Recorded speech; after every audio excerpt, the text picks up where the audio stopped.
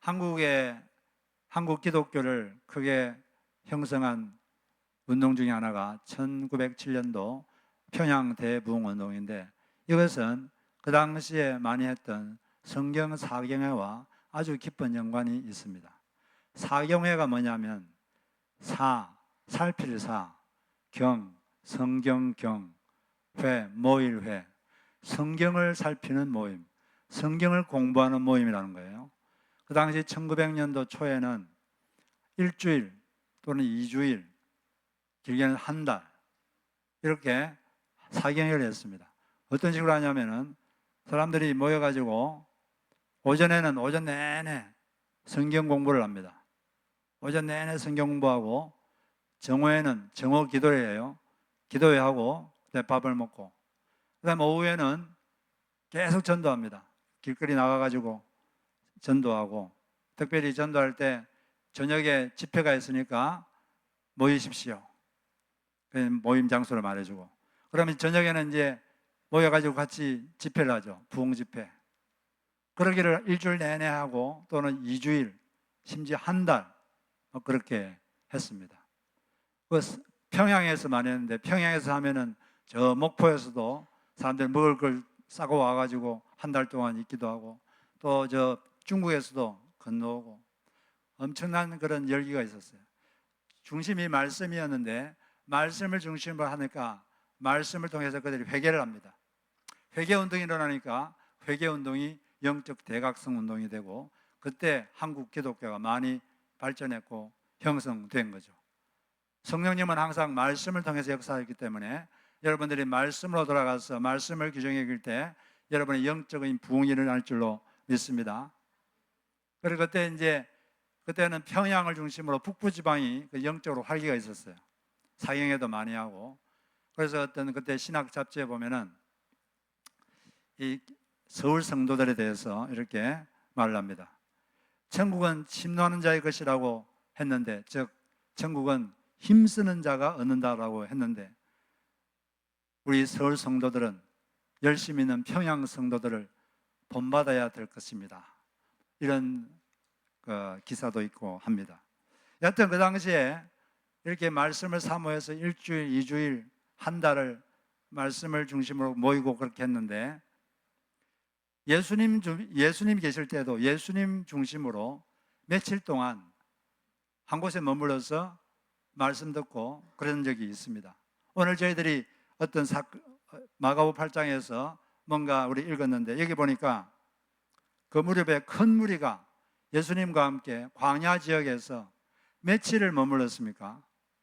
3일을 머물렀어요. 3일 동안. 그 2절에 보니까 내가 무리를 불쌍히 여기노라.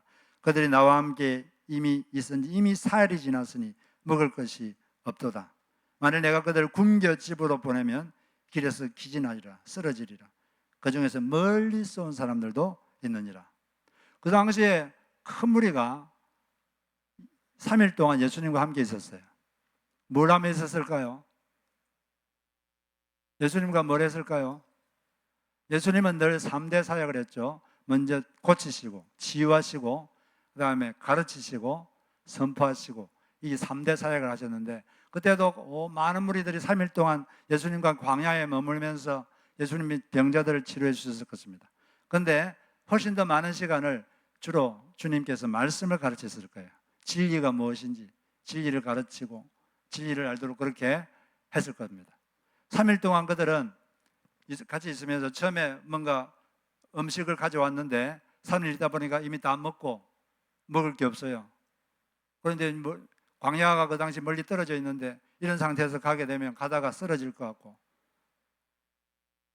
예수님은 우리가 먹는 문제를 신경을 쓰십니다. 영적인 데만 신경 쓰시는 게 아니라 우리가 무엇을 먹고 살 것인가, 그게 관심이 많습니다. 배고픈 데 관심이 많아요. 그래서 주님께서는 그들을 그냥 내버리지 않으시고 제자들에게 물었습니다. 너희에게 그렇게 하니까 이제 제자들이 어디서 이 광야 어디에서 떡을 얻어서 이 사람들로 배부르게 할 수 있겠습니까? 이 말에는 어떤 뉘앙스가 있습니까? 못합니다. 가능하지 않습니다. 어디 광야에서 이 4,000명 넘는 사람을 어떻게 먹입니까? 그런 마음이 잘 표현되어 있죠. 근데 그때 예수님께서 뭐라고 답변하셨습니까? 너에게 떡이 몇 개나 있느냐? 이걸 물어봤어요. 예수님은 제자들 어디서 이런 일을 하겠느냐 그러는데 예수님께서는 너에게 떡이 몇 개나 있느냐? 너희들이 현재 있는 게 뭐냐? 주님은 뭔가 새 일을 행하실 때 현재 우리가 가지고 있는 것을 가지고 새 일을 행하십니다. 우리에게 없는 것, 그것 가지고 하시는 게 아니라 현재 우리가 있는 것, 그게 아무리 작은 것이라도 그걸 통해서 새 일을 행하시는 것이 주님이 일하시는 방식입니다. 성경에 그런 경우가 많아요. 열왕기의 4장에 보면은 어떤 선지자 아내가 있는데 그 선지자가 돌아가셨습니다. 그랬더니 빚쟁이들이 와가지고 이 빚을 못 갚으면 너희 아들을 노예로 삼겠다. 얼마나 청천벽력 같은 일입니까? 그때 이 선지자 아내가 엘리사 선지자에게 왔을 때 엘리사 선지자가 물었습니다. 너희 집에 무엇이 있느냐? 기름 한 그릇밖에 없습니다. 이 아내, 이 여인은 아무것도 없습니다. 기름 한 그릇밖에 없습니다. 그런 마음을 했는데 선지자는 너희 집에 무엇이 있느냐? 너가 있는 것, 그것을 가지고 하나님은 새 일을 행하기를 원한다. 네가 보기에는 비록 아무것도 없는 것 같고 미미한 것 같고 그렇지만 나는 너가 현재 가지고 있는 것, 그것 가지고 새 일을 행하기를 원하노라. 새 일이란 것은 지금까지 한 번도 경험하지 못한 일이 새 일입니다. 경험하지 적이 있는 건 새 일이라고 하지가 않죠. 그래서 우리는 현재 내가 갖고 있는 것, 그게 무엇인가, 거기에 시선을 집중해야 될 줄로 믿습니다. 뭐가 없다, 부족하다 보다 현재 내가 갖고 있는 게 뭔가, 거기에 시선을 집중하고 하나님께서 이걸 가지고 무엇을 하실 수 있을까, 그걸 생각하면서 내가 할 수 있는 일, 그걸 하면은 되는 것입니다. 그런 다음에 주님께서는 무엇을 하셨느냐? 제자들이 너희들이 지금 떡 몇 개나 있냐 그러니까 7개 있습니다. 그러니까 주님께서 뭘 했습니까? 그 떡 7개를 가지고 하늘을 보면서 감사 기도를 드렸습니다. 여기 한글 성경에는 축사하셨다 되어 있는데, 축사하다는 말은 한자인데 이거는 축복하고 감사하다 그런 뜻인데, 근데 헬라어 단어는 유카리스테오, 이 말은 give thanks, be grateful, 감사드리다, 감사하다 그런 뜻이에요. 그래서 영어 성경이나 다른 한글 성경은 다 감사 기도드리다 이렇게 되어 있습니다. 예수님은 그 7개 가지고 감사 기도를 드렸어요. 지금 현재 해야 될 일은 이 4,000명을 먹여야 됩니다. 남자만 4,000명이니까 여자까지 합하면 엄청난 인원이죠. 그런데 이 4,000명을 먹이는 이 일을, 이 목적을 달성하려면 그 목적을 달성하는 데는 떡 7개는 아무것도 아닙니다. 없는 거나 마찬가지예요. 너무 미미합니다. 그러면 보통 사람은 어떻게 생각할까요? 에게게 이거 가지고 뭘 하겠어? 에이, 갖다 버려. 이거 뭘 이런 게 있다고 뭘 가져와, 갖다 버려. 이런 식으로 생각하지 않겠어요? 불평. 근데 예수님은 그러지 않았습니다. 이 떡 7개가 비록 목적 달성하는 데는 미미하고 없는 것 같지만 그것 가지고 하나님께 감사를 드렸습니다. 하나님이 떡 7개가 있는 것을 감사합니다. 그렇게 하고 떡을 나눠주니까 초자연적인 질량 증가의 기적이 일어났습니다. 기적이란 건 하나님이 만들어 놓은 자연 원리를 잠시 어기는 거죠. 원래는 질량은 불변합니다. 질량 불변의 법칙이 있는데 하나님께서 순간적으로 그 법칙을 어기고 초자연적으로 질량이 증가되어서 그 떡 7개로 4,000명이 먹고도 7강주리가 남았던 것입니다. 예수님께서 이 떡 7개를 떼어주기 전에 먼저 떡 7개 가지고 감사 기도를 드렸다는 것은 여기에 하나님의 마음을 읽을 수가 있습니다. 하나님은 현재 우리가 가지고 있는 것, 그것에 감사하기를 바라십니다. 그것이 비록 작더라도 감사하는 것, 이것이 하나님의 마음입니다. 그런 사람을 통해서 하나님은 역사를 하는 것이죠. 우리는 이제 나이가 들어가면서 이런 생각합니다. 자기의 건강을 생각하면서 이 건강 가지고 내가 앞으로 이 몸 가지고 4, 50년을 더 살아야 되는데 이제 100세 세대 아닙니까? 이 작은 건강 가지고 내가 어떻게 3, 40년을 더 살까? 한숨을 쉬고 그럴 수도 있어요. 그럴 게 아니라 비록 현재 내가 갖고 있는 건강이 작을지라도 하나님이 건강 주셔서 감사합니다. 그리고 이걸 가지고 이 건강을 좀 더 증가시키기 위해서 자기가 할 수 있는 일을 하는 거죠. 운동도 하고 좋은 음식도 골라 먹고. 지금은 이미 몸이 이 상황인데 내가 뭘 하겠어? 그런 게 아니라 그때부터 하는 것입니다. 하나님께서 뭔가 임하시기를 기대하면서 내가 할 수 있는 일, 그것을 하는 것. 그것이 바로 그리스도인의 올바른 자세인 줄로 믿습니다. 그럴 때 주님께서 일을 하시는 거죠. 또 어떨 때는 뭔가 할 일이 있는데 가지고 있는 돈이 너무 적습니다. 아이고, 애에게 이것 가지고 뭘 하겠어? 이건 없는 거나 마찬가지야. 그런 게 아니라 그거 가지고 있는 것이 비록 작더라도 하나님께 감사합니다. 이것을 주셔서 감사합니다. 그리고 가지고 있는 그것 가지고 자기가 할 수 있는 일을 하는 것입니다. 그리고 하나님께서 역사하실 것을 믿고 기대하면서 기도하면서 그 일을 하는 것이죠. 그것이 바로 하나님께서 우리에게 원하시는 것입니다. 그리고 자기 자신에 대해서도 마찬가지예요.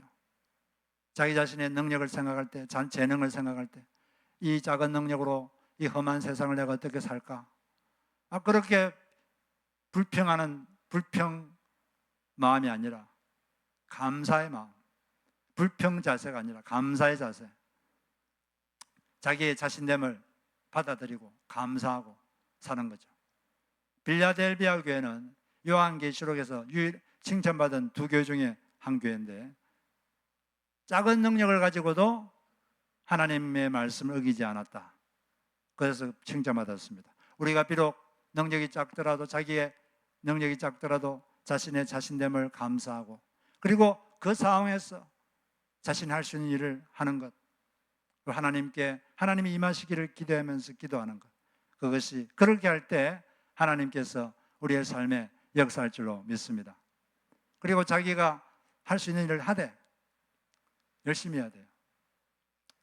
매일매일 똑같은 일을 반복하는 것, 그게 지루할까요? 재밌을까요? 지루합니다.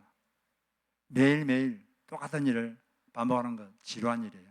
그런데 그 지루한 일을 계속 하는 사람이 모든 분야에서 성공합니다.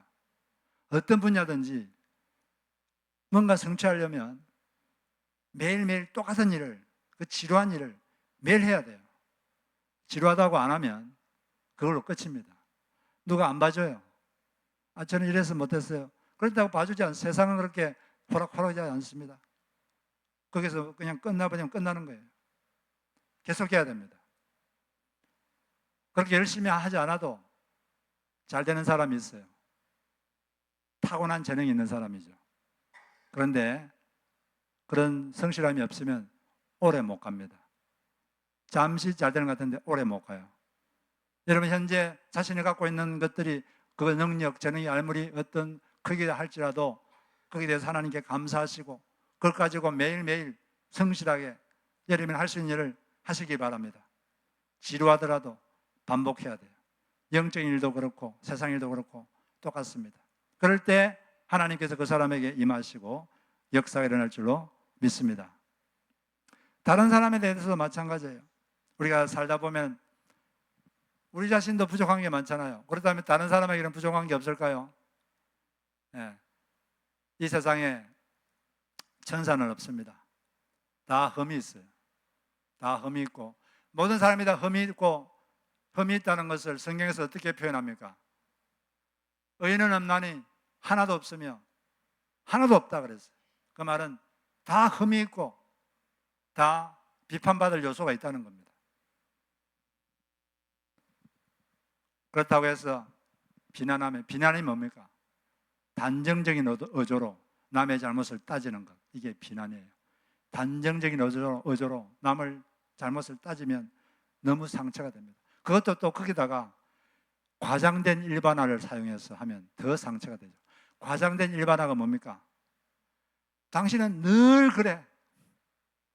당신은 항상 그래. 당신은 매번 그러더라. 당신은 꼭 그러더라. 항상 늘 그런 사람 없습니다. 잘 하려고 노력하다가 가끔 실수하는 거지. 가끔 잘못하는 거지. 늘 항상 매번 꼭 그런 단어는 안 쓰는 거예요. 그래서 항상 다른 사람, 흠이 있는 사람들 보면은 여러분 기도해 주시고 도와주시고 그렇게 사이좋게 잘 지내시기를 바랍니다. 그것이 바로 주님께서 원하시는 거예요. 자기에 대해서 감사하고 남에 대해서도 감사하고 있는 모습 그대로 감사하고 그걸 가지고 우리가 할 수 있는 일 하는 것, 그것을 원하시는 것입니다. 그런 다음에 주님께서 또 너희들이 생선이 몇 마리 있느냐? 2마리 있습니다. 그 다음에 2마리 생선 가지고 뭘 했습니까? 축복하셨어요. 이 좀 단어가 좀 다릅니다. 아까는 유카리스테오인데 이제는 율로게오. 이거는 감사하다가 아니라 축복하시다. bless. bless와 speak well of 두 가지 뜻이 있어요. bless나 speak well of나 같은 뜻이에요. speak well of는 좋게 말하다죠. bless는 복을 빌어주자. 이 사치명을 먹여야 되는데 물고기 2마리, 이게 무슨 도움이 됩니까? 너무 미미하고 아무 쓸모짝에도 없어 보이고 아무 가치가 없어 보이지만 주님은 그걸 가지고 축복하셨어요. 그리고 좋게 말했습니다. 애에게 이게 뭐야? 갖다 버려. 이거 가지고 뭘 하겠다고 이렇게 나쁘게 말하지 않았어요. 좋게 말했습니다. 복을 빌어주었습니다. 물고기 2마리를 하늘을 쳐다면서 하나님께 축복해주고 좋게 말했습니다. 그런 다음에 그걸 떼어주니까 또 초자연적인 질량증가의 기적이 일어나서 4,000명이 먹고도 7강주제가 남았던 것입니다. 주님께서 그런 그 미미한 그걸 가지고 하늘께 축복을 하고 한 그것은 그 속에 하나님의 마음이 담겨 있는 것입니다. 너희들도 그렇게 해야 된다. 비록 어떤 것을 하는데 너무 작아 보이더라도 그걸 나쁘게 말하지 마라. 좋게 말해야 되는 거예요. 자기 자신에 대해서 여러분 좋게 말하십시오. 자기 재능이 부족하다 할지라도 좋게 말했어요. 괜찮다. 괜찮다. 수고했다. 할렐루야. 여러분에게 스스로 말해주세요. 괜찮다. 수고 많다. 잘하고 있다. 네. 여러분 자신에 좋게 말하세요. 축복하세요. 다른 사람들에 대해서 축복하시고 좋게 말해주세요. 그리고 우리 교회에 대해서도 여러분 좋게 말하십시오. 부족한 게 많지만 그 좋게 말해야 돼요. Speak well of. Bless. Bless this your church. Bless. Speak well of. 그럴 때 하나님 그것을 기쁘게 받으시고 하나님이 역사하는 겁니다. 여러분 자녀에 대해서도 좋게 말하세요. 좋은 말을 하세요. 여러분 직장에 대해서도 좋게 말하셔야 됩니다. 할렐루야. 그런 사람을 하나님은 기뻐하십니다. 그런 사람을 통해서 일하기를 원하시는 것입니다. 그리고 그런 다음에 이제 달마누나 지방으로 갔습니다. 거기 배 타고 달마누나 지방을 갔는데 거기서 바리새인들을 만났어요. 바리새인들이 무슨 얘기 했느냐? 당신이 하나님의 아들을 메시아라는 것을 증거를 보여달라. 증명을 해라. 그런데 지금까지 예수님은 충분히 많은 기적을 보여주셨습니다.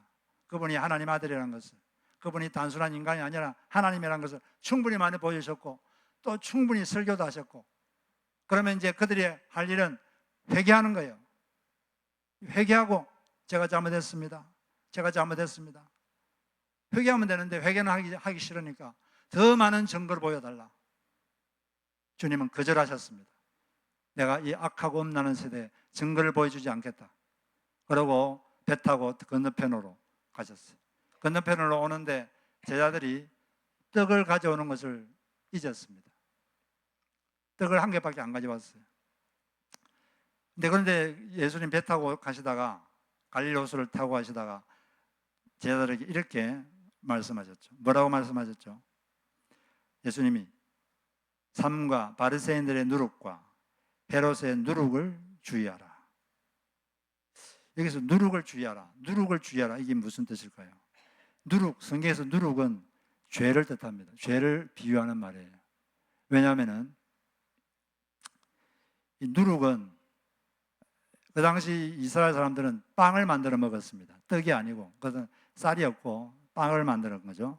빵을 만들 때는 이 빵이 부풀어야 돼요. 부풀기 위해서 누룩을 이렇게 넣는데, 빵이 큰 덩어리가 있으면 거기다 누룩을 조금만 넣어도 이 누룩이 서서히 은밀하게, 그러나 확실하게 온 밀가루 전체를 다 부풀어냅니다. 그게 다 퍼져가지고.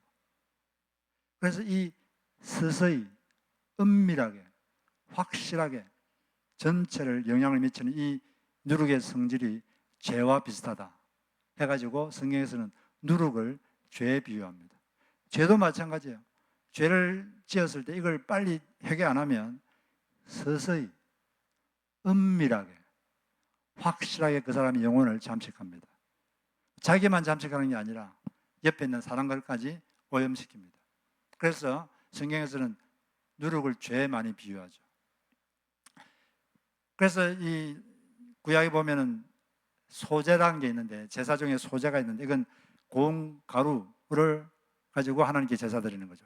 고운 가루를 드릴 때 거기서 절대로 섞으면 안 되는 게 있어요. 두 가지인데, 꿀과 누룩은 섞으면 안 됩니다. 거기다 어떤 영적 의미가 있는 거죠. 꿀은 뭐냐? 세속적 쾌락. 꿀 달콤하니까. 그 다음에 또 넣으면 안 되는 게 누룩, 이 죄와 이 세속적 쾌락을 멀리하고 제사드리라, 예배드리라는 거죠. 그 다음에 넣어야 될 게 있는데, 그건 뭐냐? 소금. 왜 소금을 넣으라 했느냐? 소금은 변치 않는 겁니다.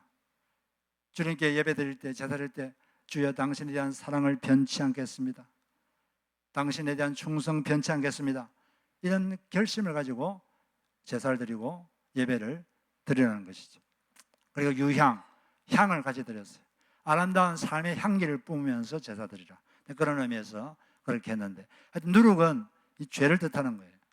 그러니까 바리새인들의 누룩을 주의하라, 이 말은 바리새인들의 죄를 주의하라. 바리새인들의 잘못된 가르침, 바리새인들의 잘못된 행실 주의하라는 거죠. 바리새인들은 종교인의 대표인데 그들의 잘못은 위선과 형식주의죠. 마음은 그러지 않은데, 마음은 없는데 그냥 겉으로 경건한 척 이렇게 했습니다. 예수님께서 그들에 대해 잘못을 지적하실 때 했던 말이, 너희들은 돈을 사랑하는 자들이다. 그들은 돈을 되게 좋아했습니다. 돈을 되게 좋아했는데 겉으로는 경건한 척한 거죠. 마음에 탐욕이 많았어요. 그런데 경건한 척한 거죠. 그럼 위선을 버려라. 위선을 버리는 것하고 배려하는 것하고 좀 다르죠. 위선은 자기를 위해서 위선하는 거고, 배려는 남을 위해서 자신의 안 좋은 감정을 숨기는 거죠. 그런데 이걸 모르고 어떤 사람은 나는 속과 겉이 괜찮아, 속과 겉이 같아, 나는 정직해, 그러면서 화난다고 그냥 화를 그대로 다 표현하면 그게 정직한 겁니까? 그건 어리석은 거죠. 배려라는 것은 남을 감정을 위해서 자기의 불편한 감정이 있더라도 드러내지 않는 것입니다. 남을 위해서 배려는 해야 되지만 위선적이면 안 되죠.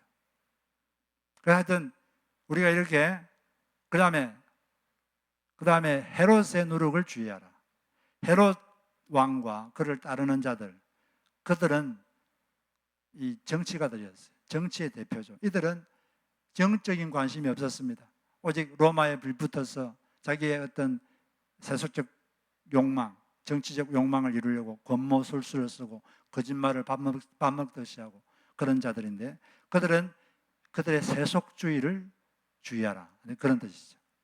예수님은 그런 식으로 영적으로 말했는데, 이 제자들은 그 진짜 누룩인 줄 알고, 만약 진짜 예수님께서 먹는 것에 대해서 말했으면 이렇게 말했겠죠.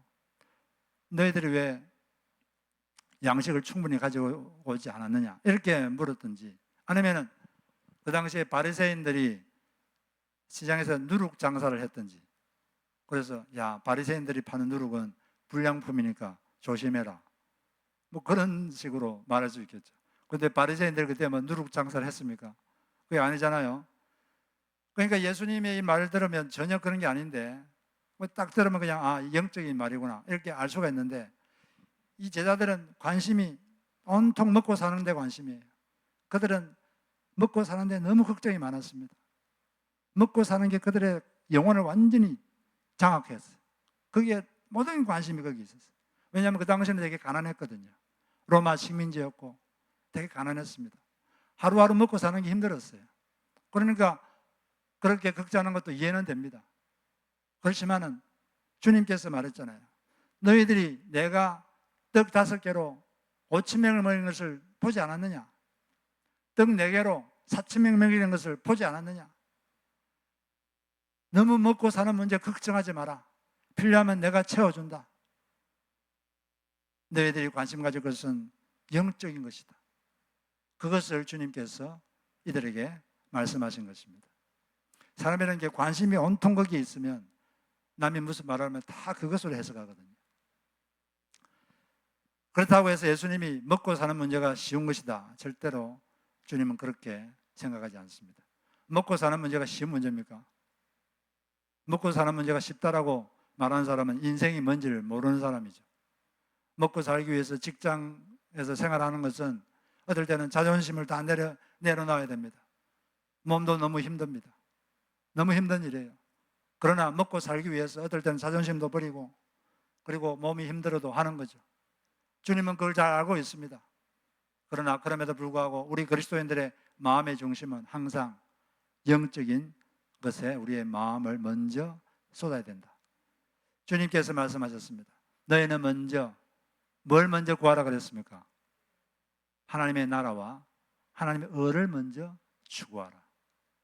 먹고 사는 문제는 너희 아버지가 책임지신다. 하나님의 의를 먼저 추구하라. 바리새인들이 누룩을 버리고 헤롯의 누룩을 버리고 의를 추구하라 이 말은 하나님이 옳게 여기시는 것대로 살아라 그 말이죠. 의가 옳은 거 아닙니까? 너무 먹고 사는 문제에 너무 그렇게 집중하고 몰두하지 말고 너희 마음의 중심에 어떻게 하면 하나님이 옳다 여기시는 대로 내가 살 수 있을까? 그런데 먼저 추구하라는 것입니다. 그러면 나머지는 하나님이 알아서 해주겠다. 그리고 하나님의 나라를 먼저 구하라. 그 말은 하나님의 나라의 확장을 추구하라. 하나님 나라가 어떻게 하면 확장됩니까?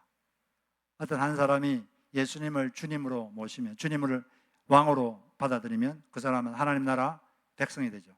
그러면 하나님 나라 인구수가 증가하니까 그게 하나님 나라가 확장되는 것입니다. 어떻게 하면 또 하나님 나라가 강해지죠? 탱크를 사고 미사일을 사고 그래야지 하나님 나라가 강해집니까? 하나님 나라가 어떻게 강해집니까? 그 나라 백성이 그 나라 왕에게 순종의 강도가 강해질수록 그 나라는 더 강해집니다. 그런데 하나님 나라 백성이 하나님 그 나라의 왕에게 순종하지 않고 아이고 하나님이 뭘 말씀하셔도 저 그거 할 기분 아닙니다. 뭐 그런 식으로 하고 자기 멋대로 하고 자기 마음대로 하고 자기 기분대로 하고 그러면 하나님 나라는 아주 약해지죠. 완전 콩가루 나라가 되죠. 그러면 마귀의 나라가 강해집니다. 마귀가 이 세상을 지배하고 통치하고 마귀적인 것이 이 세상을 지배하게 되는 거죠. 우리는 먹고 사는 문제 물론 열심히 우리 일도 하고 그래야 되지만 우리 마음의 중심은 항상 먼저 하나님 나라를 추구해야 될 줄로 믿습니다. 그 나라를 확장시키고 또 순종을 더 강화시키고 그리고 하나님의 의를 추구하고 그런 삶을 사는 것을 주님께서 원하시는 것입니다. 우리 주님은 지금도 우리가 이 세상을 사는 게 얼마나 힘드냐 잘 알고 있죠. 그렇지만 주님은 지금 현재 우리가 갖고 있는 것 없는 게 아니라 갖고 있는 것으로 새 일을 하기를 원하십니다. 현재 있는 것 그것이 어떤 목적 달성하는데 비록 미미해 보이고 작아 보여도 그걸 무시하지 말고 불평하지 말고 하나님 감사하시기 바랍니다.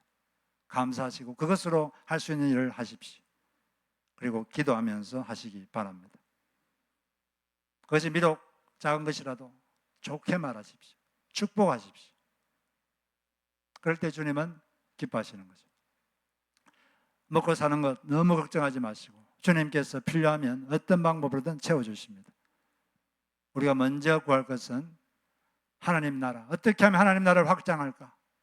어떻게 하면 내가 더 하나님께 순종해서 다른 사람이 더 하나님께 순종해서 이 나라가 더 강해질까? 하나님의 주권이 더 통하게 할까? 그걸 신경 써야 되고 어떻게 하면 하나님이 옳다 하시는 대로 내가 살 수 있을까? 이익을 먼저 구하기보다 어떻게 하면 옳게 살 수 있을까? 그것을 먼저 구하여서 하나님을 기쁘시게 하시는 여러분 되시기를 주의 이름으로 축복합니다. 우리 찬송 한 곡 부르고